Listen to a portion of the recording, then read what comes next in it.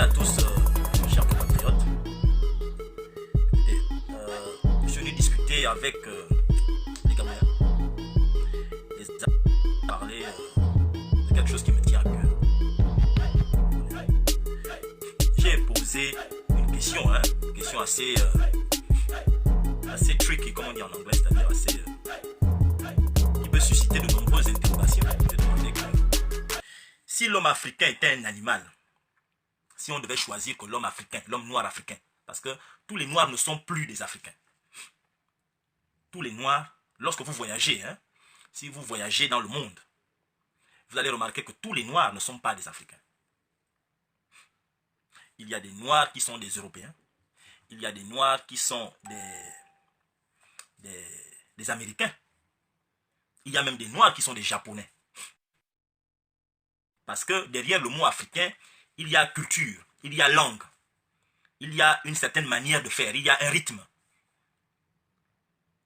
Tous les noirs ne sont pas des Africains. Voilà pourquoi j'ai spécifié l'homme africain. S'il devait s'identifier à un animal dans la forêt, ce serait quel animal?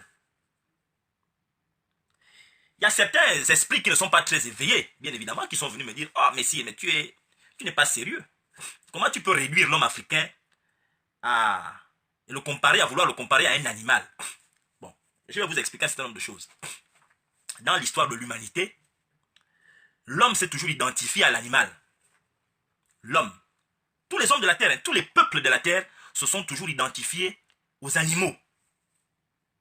En termes de force. Je dis bien en termes de force. C'est pourquoi vous avez remarqué de nombreux hommes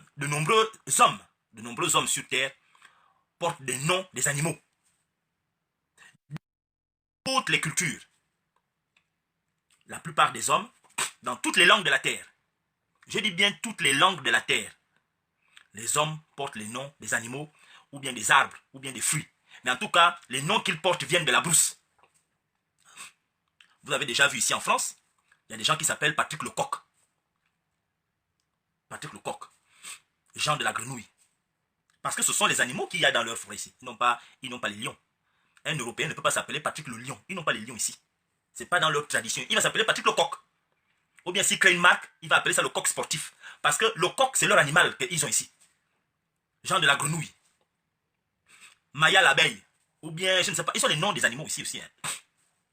Chez nous, en Afrique, vous allez voir par exemple des Gabonais. Bumba. Comment on appelle ça? Moudouma. Moudouma. Vous allez voir par exemple chez nous les femmes. Quelqu'un va s'appeler un ze. Ou bien vous allez l'appeler Ngi. Et ça, Ngi, quand vous dites ça, Ngi, c'est l'animal. Ngi, c'est un animal. C'est pas ce sont les animaux. Vous allez voir quelqu'un qui s'appelle Zor. Zor, c'est l'éléphant. L'éléphant. Nous sommes toujours identifiés aux animaux. Vous allez prendre n'importe quelle ethnie. Vous allez voir chaque ethnie, chaque groupe ethno-linguistique. Tu vas voir, ils ont des noms des animaux. Même en anglais, même aux États-Unis. Quand vous avez... Et même les entreprises portent les noms des animaux. Regardez aux États-Unis, quand vous regardez Chicago Bulls.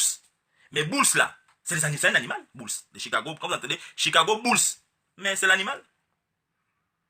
Les Eagles, c'est les animaux. Regardez nos équipes nationales, Les Gabonais s'appelaient Azingo, ils ont enlevé, ils ont maintenant mis les panthères. Parce qu'on veut s'identifier à un animal qui est puissant. Les Nigérians, ils s'appellent Super Eagles. Les aigles. Les Ivoiriens, ils vont s'appeler les éléphants de Côte d'Ivoire. Les Sénégalais, ils vont s'appeler les lions de la Teranga. Parce qu'on veut s'identifier à un animal. Il faut ressembler à un animal. Ça a toujours été comme ça dans l'histoire de l'humanité. Les entreprises, vous allez voir les entreprises, vous allez voir un logo, le logo c'est la panthère, parce qu'on veut ressembler à la panthère. Donc quand je le dis, quand je pose la question, c'est pas pour insulter les noirs, c'est parce que quand on n'est pas un esprit éveillé, on est dans les émotions, on ne veut pas réfléchir. On s'arrête à ça. On dit, ah, mais s'ils veulent insulter les noirs, que ce sont des animaux. Non, parce qu'on n'est pas éveillé. On ne pousse pas la réflexion très loin. La question que je pose aux noirs africains, c'est qu'honnêtement, quand on regarde les comportements des Africains de manière générale, moi je suis Gabonais, et particulièrement les Gabonais, quel animal sommes-nous? Quel animal? Nous sommes quel animal, nous les Gabonais?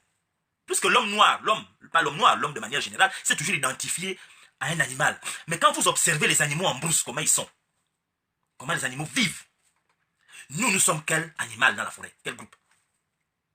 Nous les Africains de manière générale, ou bien spécifiquement, bon, laissons même l'Afrique à côté pour l'instant. Venons à nous les Gabonais. Nous, les Gabonais. L'homme gabonais, c'est quel animal dans la forêt? Je ne comprends pas, il faut qu'on me dise. Et posons-nous la question avec sérieux, parce que les animaux se respectent. Il faut respecter. Quand tu décides de prendre le nom d'un animal, il faut regarder bien comment l'animal se comporte dans la forêt. Est-ce que tu fais comme l'animal l'a fait? J'ai vu les Noirs s'appeler les panthères, les Gabonais s'appellent les panthères, nous sommes des panthères. Est-ce que vous êtes vrai que nous sommes des panthères? Vous avez déjà vu une panthère dans la forêt quand elle est énervée? Vous pensez que quelqu'un peut effrayer une panthère dans la forêt? Vous pensez que quand vous regardez le comportement des Gabonais, c'est la panthère? Ou bien vous n'avez jamais vu une panthère en colère? Vous pensez que nous sommes des panthères. Quand vous regardez les blancs, entre le comportement des blancs et nous, les panthères c'est qui?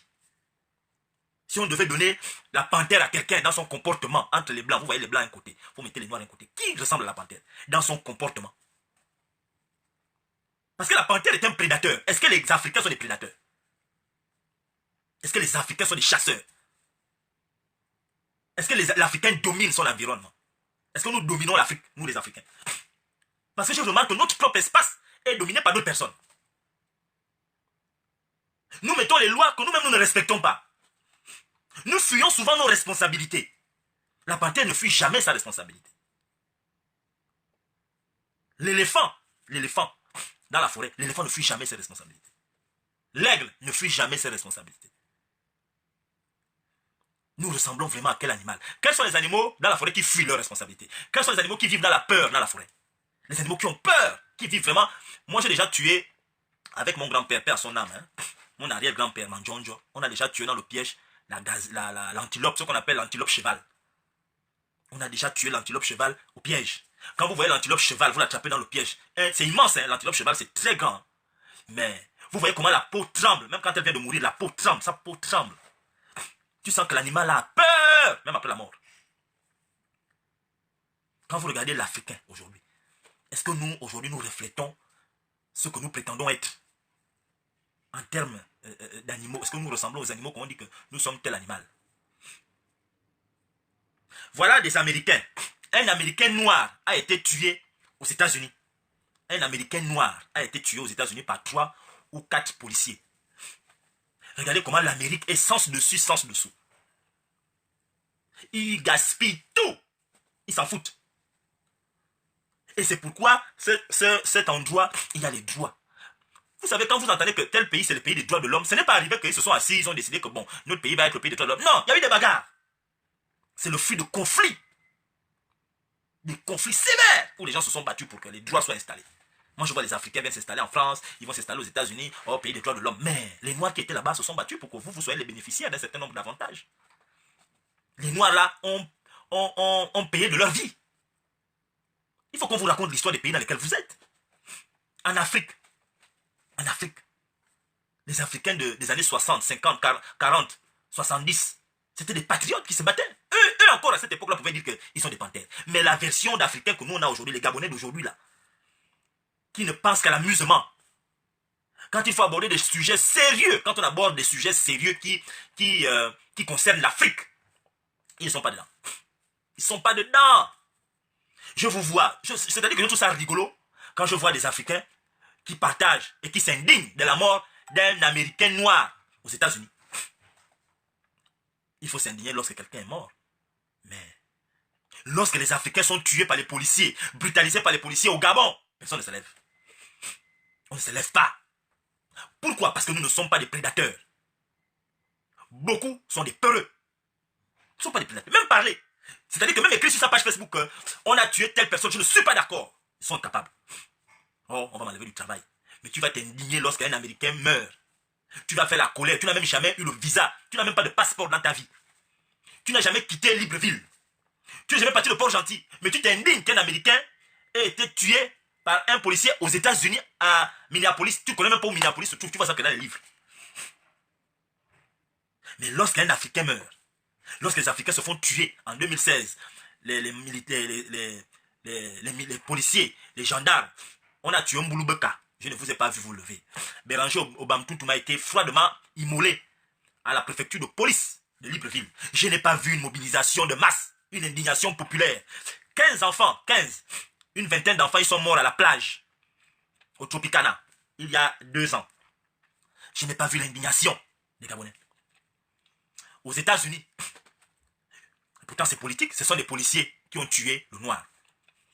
Les joueurs NBA sont mobilisés. Ils se sont indignés, ils écrivent sur leur page Twitter, leur page Instagram. Ils font même des vidéos où ils s'indignent des joueurs de la NBA. Au Gabon, les gars allaient dire non, non, non, moi la politique, mais alors que ce n'est pas politique, ça c'est inhumain. Lorsqu'il y a mort d'homme, ce n'est plus politique. À partir du moment où il y a mort d'homme dans un pays, on n'est plus dans un cadre politique. Quand Ali Bongo décide en 2016 d'envoyer des individus tués dans un QG plein de personnes, des Gabonais, là on n'est plus dans un... Ça c'est plus la politique. C'est inhumain. Inhumain. Regardez les manifestations aux États-Unis. Les gens manifestent. Ils manifestent. Ils sont même allés dans le commissariat, brûler le commissariat. Ils ont dit vous allez nous tuer aujourd'hui. Ils sont allés au commissariat. Ils sont rentrés dans le commissariat. Ils n'avaient pas les armes. Ils ont dit on y va. Ils sont partis. Ils sont brûlés. Je ne suis pas en train de vous dire d'aller brûler les choses. Parce que les interprétations, je connais. Hein. On va aller interpréter ça mal demain après-demain. Il y a des moments dans la vie, il faut se comporter comme un être humain libre. Un homme doit se battre pour sa liberté, pour sa dignité. On ne te la donne pas, tu l'imposes, tu la demandes. Tu dis, moi, voilà, si tu ne me donnes pas ça, viens m'égorger. Mais aujourd'hui, quand j'observe l'Afrique, je suis désolé. Est-ce que nous sommes des hommes? Voilà Noureddine et sa mère. Ben, les Mintans, hein, ce sont les Mintans. Noureddine, c'est un Mintan. Vous l'avez déjà vu dans une cafette. Ali Bongo, encore de son vivant, quand Ali Bongo était vivant, on peut dire qu'Ali Bongo c'était un Africain. Il allait manger dans les cafettes, il mangeait à Petit Paris, Ali mangeait dans les endroits. Noureddine, vous avez déjà vu Noureddine aller manger à Petit Paris, dans les desks là-bas à la Sablière. C'est un Mintan, c'est un temps en un temps. Ali Bongo, on pouvait dire qu'Ali Bongo à l'époque, oui, il faisait des choses, un soute. Mais aujourd'hui, nous sommes dirigés par qui, le Gabon? Le Gabon est dirigé par les Mintans. Via Bongo Valentin.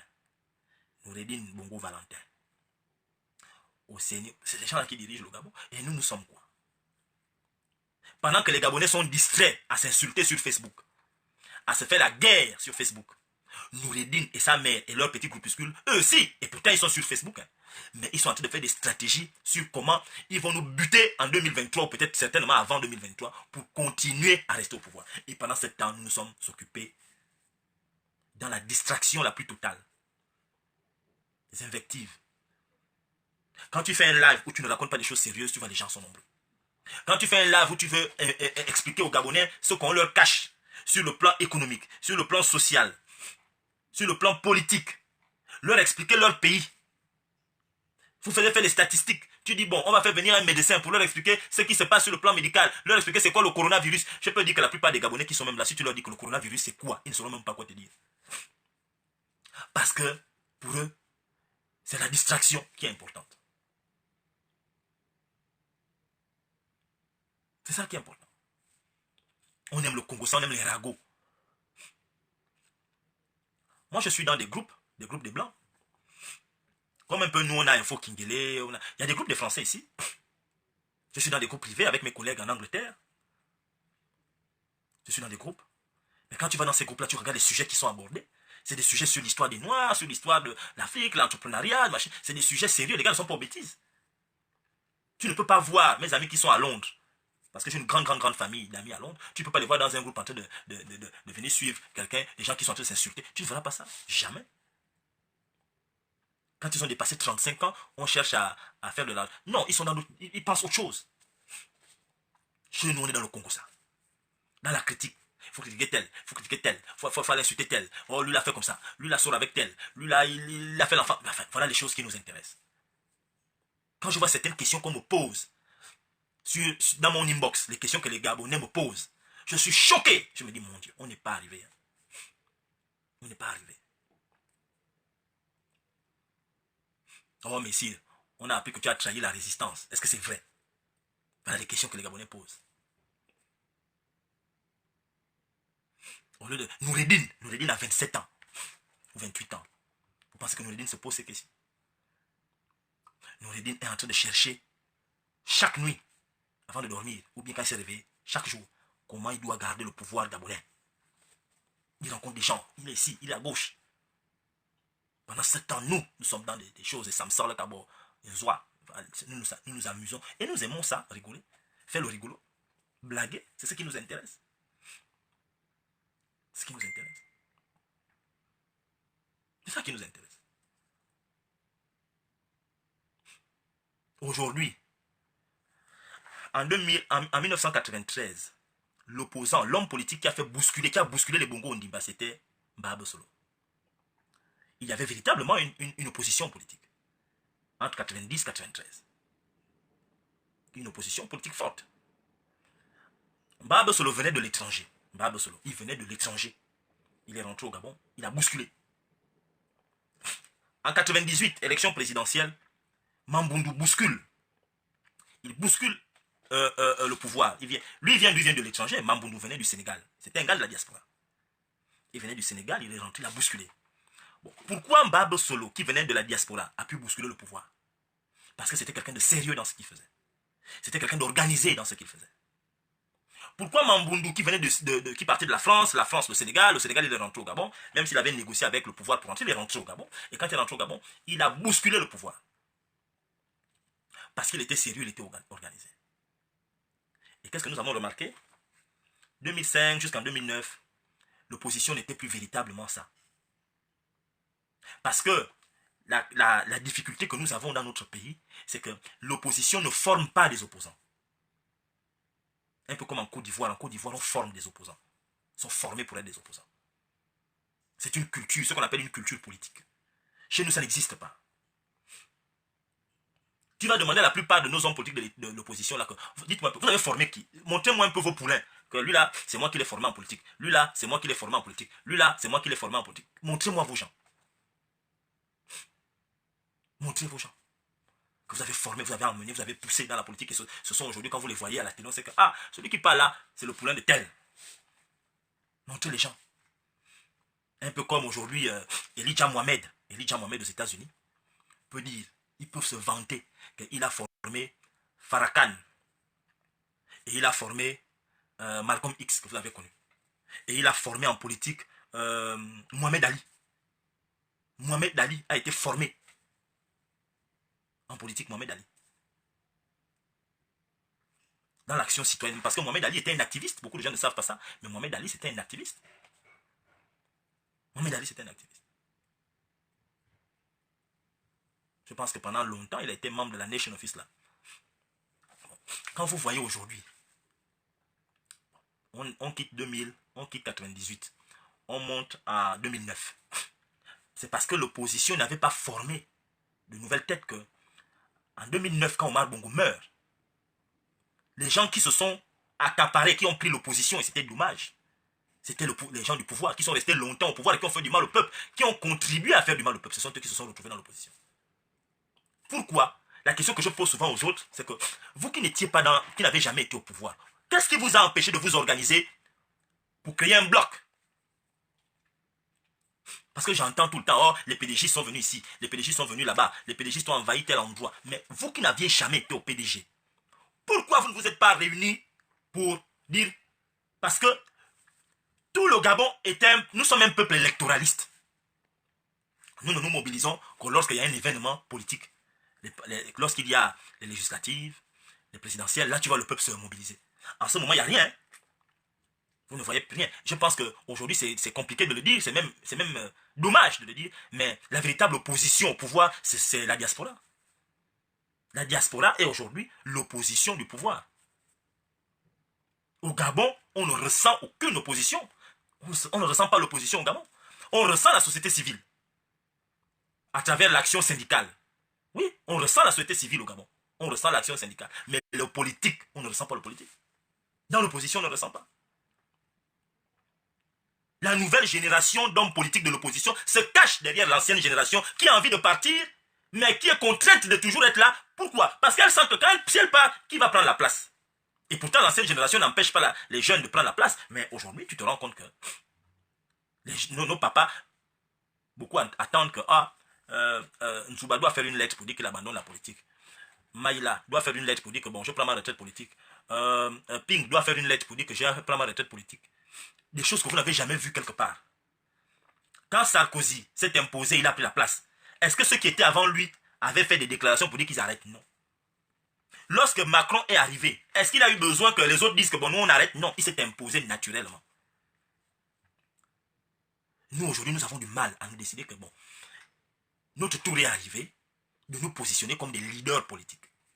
Nous voulons toujours rester derrière. Et c'est tellement grave, surtout quand j'entends des Gabonais dire que oh, le président de la République, il faut que ce soit Luc Bengonossi, parce qu'il il a toujours été dans l'opposition à Tarzam. Est-ce que vous connaissez l'âge de Luc Bengonossi? Vous vous êtes assis avec le papa là. Moi j'ai parlé avec lui, je me suis assis avec lui, j'ai babadé avec lui fatigué. Et je connais les conseils qu'il m'a donné. Et je peux vous dire que lui n'est plus dans les... Il nous aide. Mais dire que papa Luc Bengonossi va encore venir là pour dire que je suis candidat, vous blaguez. Ça veut dire que vous ne comprenez rien de ce qui se passe.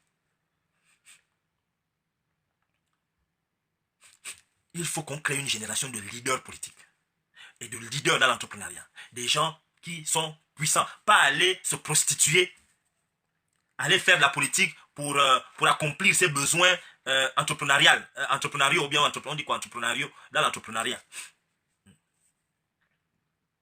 Mais enfin, mes frères, il va falloir que le peuple gabonais décide de son avenir. Et quand je dis le peuple gabonais, je ne parle pas de nos papas qui sont en train de partir, qui pour beaucoup sont déjà même partis, malgré le fait qu'on les voit encore là. Il suffit d'observer, vous savez que vous allez remarquer que le papa là, lui n'est plus là, hein. C'est plus bon. Il faut qu'on vous regarde, on regarde autre chose. C'est pourquoi j'ai demandé, j'ai posé, je repose la question que l'homme africain, c'est quel animal? C'est quel animal?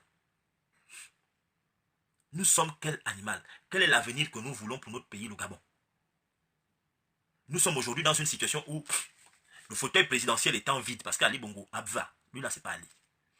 Le fauteuil présidentiel est en vide. À tout moment, on peut se retrouver.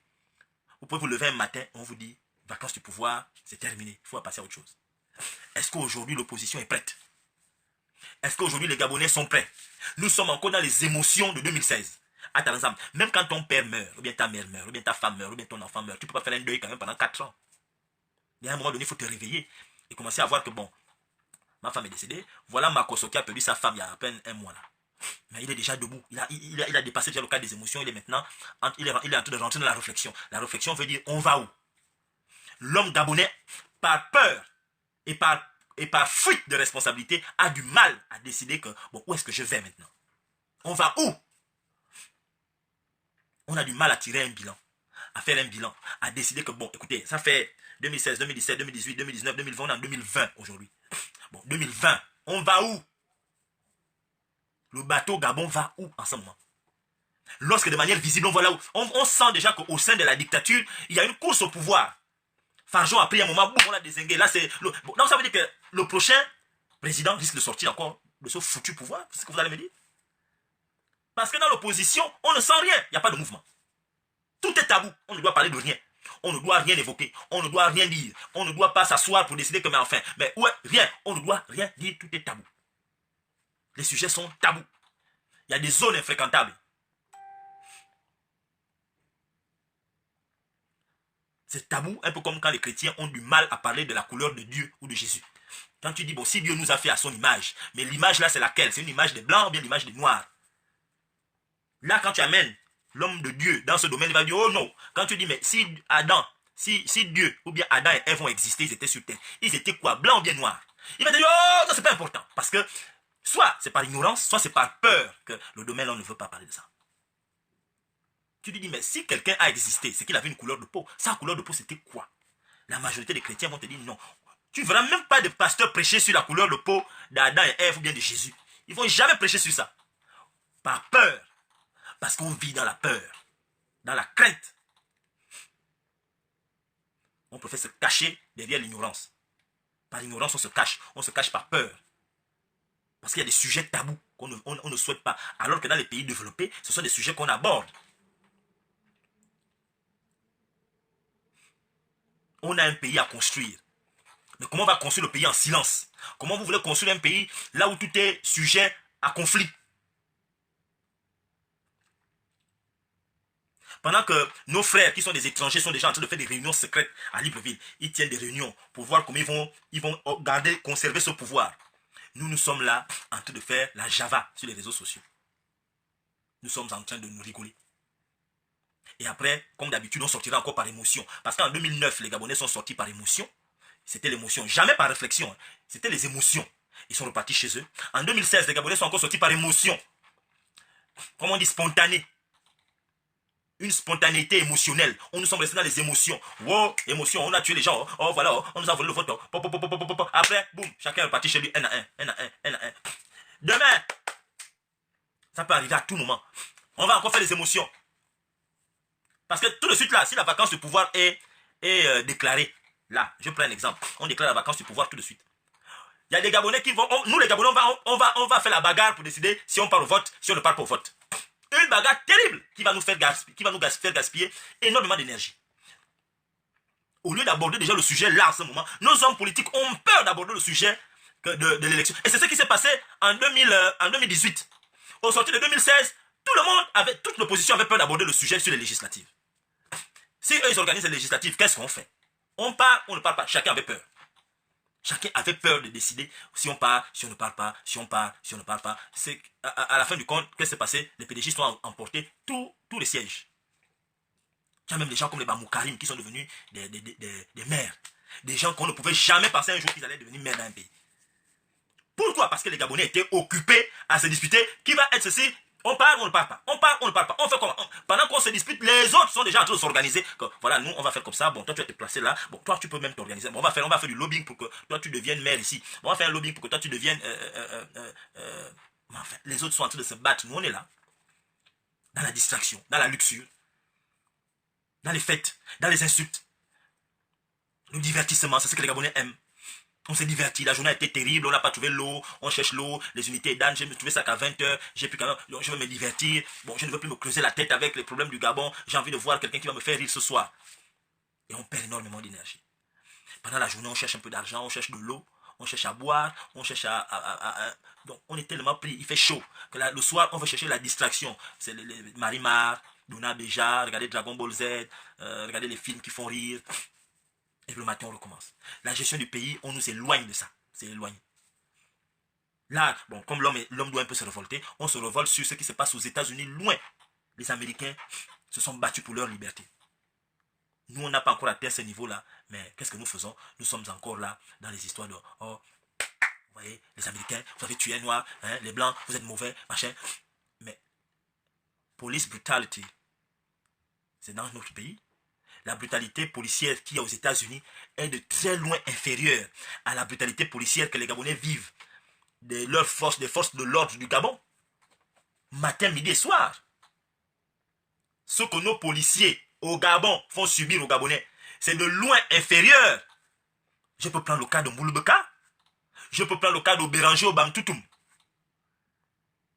Je peux prendre le cas de la fille qu'on a assassinée qui vendait au marché il n'y a pas plus tard qu'il n'y a même pas un an. Je peux prendre plusieurs cas, les exemples, oh là là, où est la révolte chez nous. Mais vous allez vous révolter des choses qui se passent au State. Vous êtes des Américains. Les Américains noirs n'ont rien à voir avec nous. Moi, je vous le dis, vous n'avez peut-être jamais vécu avec des Américains noirs. Hein. Moi, j'ai des amis américains noirs. Beaucoup d'amis qui sont des Américains. C'est pas parce que vous entendez African American. Ça n'a rien à voir avec le African American, la partie Afrique. C'est pas nous. Hein. C'est pas en mémoire à l'Afrique. La preuve, c'est que combien d'Américains viennent en Afrique? Combien sont combien? Mais tu vas voir les Américains dire I'm going to Europe. Il y a combien d'Américains que vous voyez? L'Afrique n'est pas la première destination des Africains noirs lorsqu'ils quittent le continent américain. La première destination des Américains noirs qui ont l'argent lorsqu'ils quittent le continent américain, c'est l'Europe. Donc le African American tout le temps, African American, vous les voyez combien? Voilà Ludacris et puis Samuel L. Jackson qui ont eu la nationalité gabonaise. Ils ont investi quoi depuis qu'ils ont eu la nationalité? Vous les avez vus? Vous avez vu venir dire que bon, moi je viens investir quelque chose, je viens implanter une école de cinéma, ou bien je viens inventer ceci. Ils ont l'argent. Mais regardez leurs investissements en Europe. Ils ont investi en Europe. Ils ont investi dans d'autres pays. Ils n'ont pas investi en Afrique. Samuel Lee Jackson a investi quoi en Afrique? Mais vous allez en Europe, vous allez voir que Samuel Lee Jackson est propriétaire de 2 ou 3 appartements à Cannes, ou bien peut-être à Nice, ou bien en Espagne, quelque part là-bas dans les îles. Donc les Américains noirs ne sont pas des Africains. Je vous le dis parce que je les connais, je les fréquente. Ils n'ont rien à voir avec l'Afrique. Rien à voir. Eux, ils ne pensent même pas que ce sont des Africains. Donc c'est à nous. Si par contre, si eux, ils voyaient que les Africains se battent, que les populations africaines se battent pour leurs droits, là, vous auriez vu les Africains, les Américains, penser, pas seulement penser, et agir pour revenir en Afrique. Mais quand ils voient que l'Afrique est gérée par des forces extérieures, ils vont venir dire qu'ils sont africains. Ils vont venir dire qu'ils sont africains. Le problème, c'est que nous ne nous aimons pas. Nous ne nous aimons pas. Nous, les Africains n'aiment pas les Africains. Parce que c'est bien beau de dire, oh, les Blancs nous font ça. Les Blancs nous font ceci. Les Blancs nous font cela. C'est beau. C'est pas faux en plus. C'est certainement vrai. On peut en débattre. Mais il y a une responsabilité qui est africaine dans le mal de l'Afrique. Et commençons d'abord par aborder ce sujet-là, cette étape-là. La responsabilité africaine.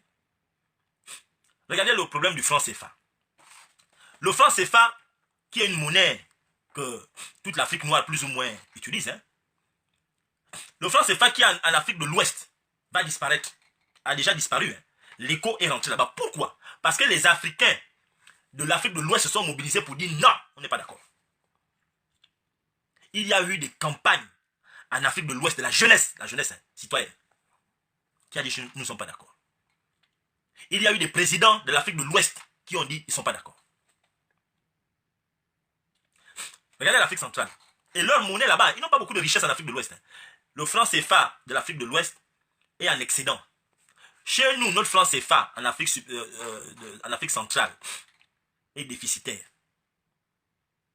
Les gens volent. Le vol est exagéré. À tel point qu'on ne nous a pas donné l'écho chez nous. Plus grave, on va dévaluer le franc CFA de l'Afrique centrale, celui que nous utilisons. Parce que pour vous, si vous voyagez, vous allez remarquer que le franc CFA que nous utilise au Gabon n'est pas le même que celui qu'on utilise en Côte d'Ivoire ou bien au Sénégal. Il est différent. C'est écrit franc CFA, mais il faut encore des transactions pour prendre leur franc CFA. Et là, dans les transactions, là, l'argent que tu payes pour faire cette transaction, ça part à la Banque de France. Quand on vous dit, voilà les problèmes que les Africains devraient évoquer dans les lives. S'instruire et venir évoquer ces problèmes. Non, on n'est pas dedans. On est à Cabo et Samson, on est dans l'amusement, on aime la rigolade. Parce qu'on ne se sent pas concerné. On veut s'infantiliser, on peut faire rester des enfants. On ne veut pas en parler parce qu'on espère. Non, nous sommes des gamins. La fuite de responsabilité. On ne veut pas en parler. Après, on meurt de stress. On a des maladies. Quand on est attaqué par des problèmes, on ne respire plus bien.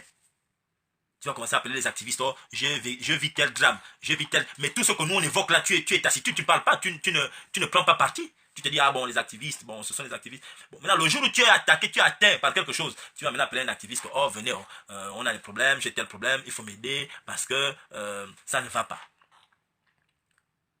C'est ça le problème. Voilà la difficulté dans laquelle nous sommes. Dans peu de temps là, Malika, il y a de fortes chances qu'elle rentre dans le gouvernement. Elle va elle aussi rentrer maintenant dans le gouvernement avec ses frères. Avec son frère.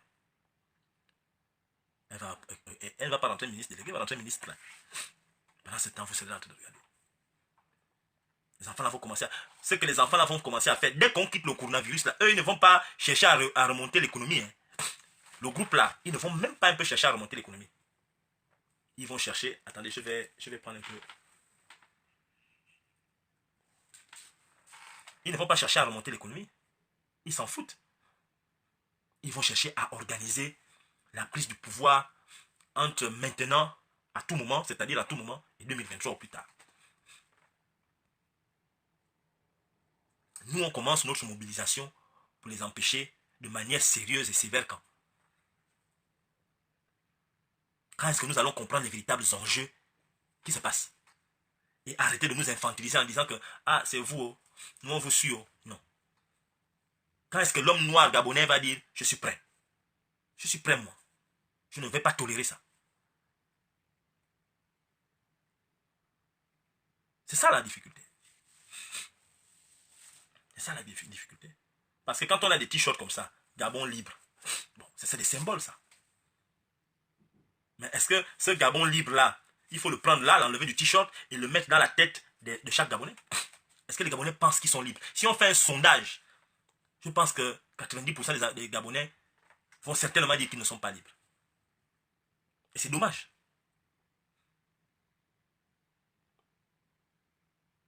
C'est dommage. Il n'y a pas de débat. Les seuls qu'on voit passer à la télé, c'est les hommes politiques du pouvoir. Les hommes politiques de l'opposition, même organiser des plateformes, ils ont l'argent. Même dire, bon, on va organiser nous-mêmes nos plateformes virtuelles. Oh, les jeunes, vous qui êtes là-bas en France, dites-nous, comment est-ce qu'on peut organiser une plateforme virtuelle où on va venir faire... Voilà le docteur Koulibaly en Côte d'Ivoire, c'est un homme politique. Une fois par semaine, je pense les jeudis, il est là, il fait son live d'une heure, où il parle aux Ivoiriens sur les différents sujets. Nous, on est où? Ils écrivent, ils vont te dire que oh, nous on écrit sur nos pages Facebook. Mais Mélenchon aussi écrit sur sa page Facebook. Mais à côté d'écrire, Mélenchon parle. Il prend son téléphone, il allume son téléphone. Allez, il fait son live, il est là. Il fait son live, Mélenchon. Il parle au peuple. Tu vas regarder, il y a 15 000 personnes connectées. 25 000 personnes connectées. Marine Le Pen fait la même chose. Elle prend son téléphone, elle fait son live. Tu vas regarder 15 000 personnes connectées. Et quand tu vas demander aux Gabonais, mais enfin, nos hommes politiques là, vous parlez quand? Ils ne parlent pas. Ils ne savent pas quoi dire. Mais subitement, si élection, tout de suite, ils sauront quoi dire maintenant. Là, ils vont commencer à aller voir rencontrer les populations à gauche, à droite, à gauche, à droite. Ils auront des sujets économiques. Mais voilà un problème économique dans lequel nous sommes. Nous avons une crise sanitaire. Personne ne parle. Vous ne voyez pas les gens parler. Ici en France, tous les jours, à BFM, les députés défilent pour venir parler, pour venir expliquer au peuple ce qui se passe. Qu'est-ce que vous faites à l'Assemblée nationale? Quelles sont les décisions que vous prenez? Qu'est-ce qui a été évoqué comme sujet? Quelles sont les décisions? Vous avez voté quelle loi? Vous avez contrôlé l'action de quoi? Ils viennent justifier ce qu'ils font. Au Gabon, tu ne vois jamais ça. Nous sommes quel type d'animaux? Moi, je vais vous dire, moi je pense que nous ne sommes pas des lions. Non, l'homme gabonais n'est pas un lion. L'homme gabonais n'est pas une panthère, il faut arrêter ça. L'homme gabonais n'est pas l'éléphant. Parce que les éléphants, tous ces animaux-là, ce sont des animaux qu'on ne dompte pas. Ce sont des animaux qui sont des animaux, des prédateurs. Des animaux qui se protègent, qui ne blaguent pas. L'homme gabonais n'est pas un aigle. Nous ressemblons, quand je regarde vraiment je vous le dis, hein, c'est triste mais c'est la vérité. Quand je regarde l'homme gabonais, nous ressemblons beaucoup à des antilopes, des gazelles qui ont peur, qui passent la vie dans la peur. Nous sommes des antilopes. Au pont. Nous ressemblons beaucoup à la gazelle. C'est la vérité. Parce que la gazelle a toujours peur. La gazelle est toujours là. En train de regarder. Elle mange, elle regarde. Elle mange, elle regarde. Les gazelles ont tellement peur qu'ils dorment debout. Elles dorment debout. Les gazelles ne se couchent pas haut. La gazelle passe sa vie debout parce qu'elle a peur que si elle se couche, quelque chose va se passer.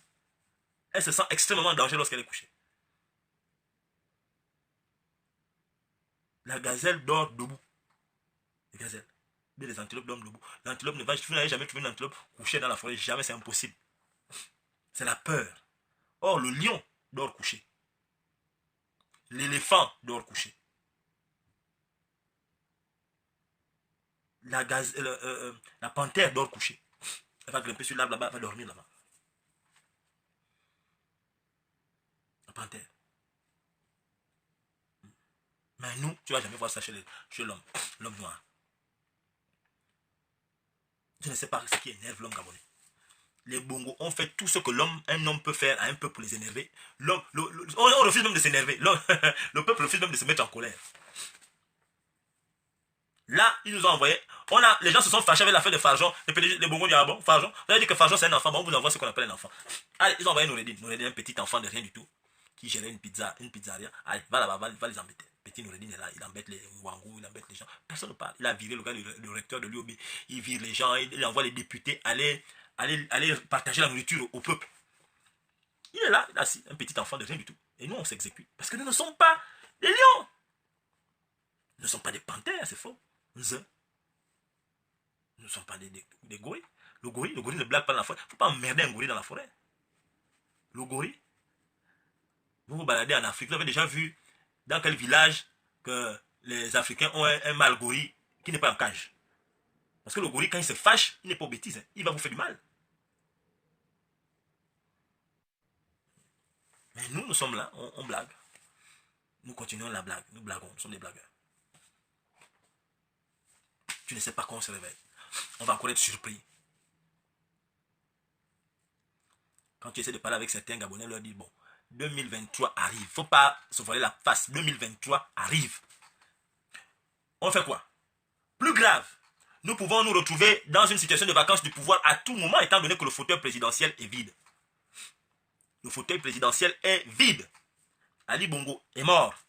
Quand je dis ça, je sais pourquoi je le dis. Bon, on fait comment? Les gens sont là en train de... Ils fuient le sujet, ou bien vont botter en touche, ou bien vont te raconter n'importe quoi. Mais on a voté en 2016, mais on a fait ceci. Mes frères, 2016, 2017, 2018, 2019, 2020. Les élections, les législatives se sont passées. Les gens qui ont été votés aux législatives siègent à l'Assemblée nationale. Ils siègent. À un moment donné, il faut se réveiller. Bon, on est réveillé, on fait quoi?